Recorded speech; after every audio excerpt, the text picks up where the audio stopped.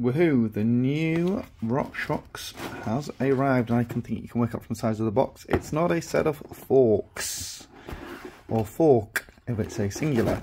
Let me just show you what I've got in here. The Rockshox Super Deluxe Ultimate 2023. So this is the C1, because it's just so hard to get hold of the actual pre-tuned one for any bike at the minute, especially the Levo. So this is called, I think it's like a C1 model, so it's like the standard shock. So I know that I need to have 3 volumes positive spacers in there and 0 negatives, and this is the linear shock. So I've done my best to find the correct shock, because like I said, just trying to get the specialized Levo kind of tune is nigh impossible. So this shock is going to replace just the Deluxe that's on there. So I've got a very entry level shock on my Levo Carbon, and so this shock comes with high speed compression adjustment, comes with low speed compression, and then you've obviously got your high speed rebound. The Vivid has got a few more adjustment points, but it was almost twice the price of this shock, and this shock will do me absolutely fine. Now, when I looked at what you got with the C1, it says 1 bottomless token. So I was presuming you just get 1 bottomless token included in the box, but I think that means what's included inside the shock. So you do get 2 more positive spacers, no, 3 more, sorry, positive bottomless tokens, and you also get a negative volume spacer in there as well. So that would have saved me, if I'd known that, spending £17.50 on 3 unneeded official Rockshox spacers. So I'm going to probably just stick them on eBay or Facebook Marketplace.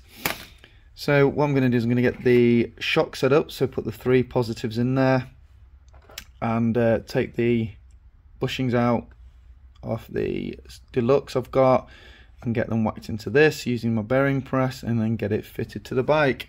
So I'm excited to get this fitted, get more adjustability on the rear end, because I've got Zeb Select Pluses on the front, really highly adjustable, and at the minute I've just got the standard Deluxe on the back. So getting the Super Deluxe Debonair Plus on there is gonna definitely change the characteristics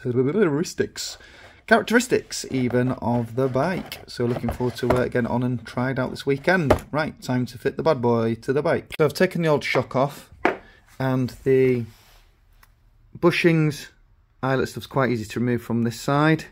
Where it looks a bit more daunting and intimidating is this. That's not a machine piece of the rear shock, that's actually like a bushing mount. So there's 2 pieces to it, one either side, and it's got like a tiny gap in the middle. So what you need to do is clamp it in some soft vices. Don't clamp this bit, don't clamp the body, clamp the actual piston, whatever you want to call it. Probably got a different technical name to it, but you know what I mean. And then just get a very fine screwdriver, and then get it in that edge and just give it a little tap with a hammer. And what will happen is you just need to get it out a slight little bit, and I'll show you around here why. So once you've got it out a slight little bit, you'll see there's this gap now. So all you do is just get in with the screwdriver and just gently twist. And as you can see, it's about to pop out. So I need it to pop out and lose it on the floor. And when I've got that side out, this side's going to be much easier, because I can put something round in that sits flush, and I can tap it out without catching it on the corner. So looks daunting, but it's actually easy if you just take your time. They do come out. Depending on how old your bike is, that might be more seized than others. You can buy replacement kits for about 15 quid, but they are quite hard to get a hold of at the minute.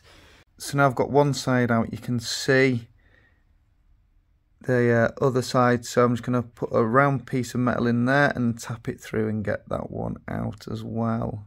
All I've done now is got it lined up with a soft grip vise, and I'm just going to slowly twist the lever in and bring it in until it pushes it in square. Go slow and easy, make sure it goes in square. It's a bit hard to show it on the video, because I need 3 hands I'm holding the camera. But you get the idea of what you need. You really need a soft grip vise. You don't have to be hammering it in, doing anything rough. You can just get some nice cheap vise, get some soft jaws on it, and then just do these things quite easily. Once you've done that, just take it out and make sure that it's got no gaps. It's in nice and square and flush, just like that. If it needs to be pushed in a little bit more, just tighten the vise, soft grip vices a little bit more. Now I need to do that side of the bushing, which is a lot easier to do. These things are a lot easier to push out. And then we've transferred the the bushing's over. You never want to clamp the body of the shock, so obviously that air can is obviously hollow, so it can obviously crush and deform. So you clamp the, is it a stanchion? I don't know. You clamp that bit while you're working on that end, and then clamp. I'd advise clamping this section here because this is robust, this is solid, this is one piece. So I'd advise clamping that any day of the week over that. And then all I'm going to do is tap this eyelet out. So if you've got something like this, like a screwdriver where you can change the ends, it's perfect because it just fits nicely like that, and then you're not hitting the surface with a hammer. If you are hitting the surface, use a rubber hammer or a plastic hammer. Don't use a blooming sledgehammer because you will just damage things, and you just don't want to. It's not worth the risk. So yeah, just tap it through, take your time, and then again when you seat it on the other side, we're going to be using the vise.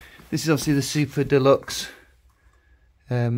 Ultimate, and this is the Deluxe Select that was on the bike. So a lot more limited adjustability. You've got rebound, that's it, rebound adjustment. Lighter shock because obviously it doesn't have the oil piggyback, but this has obviously got a lot more adjustability, improved internals. So I'm going to have to twist the eyelets to match. I'm going to have to twist them round because you can see that they're in that default matching position, so I'm going to have to twist it round. But I need to get in the shock to do the volume spacers to get it matching. So yeah, little baby shock, and then there's the big bad boy shock. Looks Ultimate. Fits nicely. You can easily get into all the adjusters, including I think it's the high speed compression, just with an Allen key. Bottle cage, I need a smaller bottle now.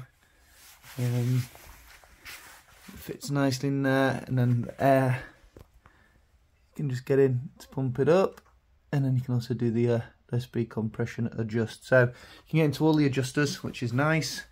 And I think it's that impressed that my doggo is coming to see. Shut, have you seen? Look, yeah, it's good, isn't it? Is it good? Yeah?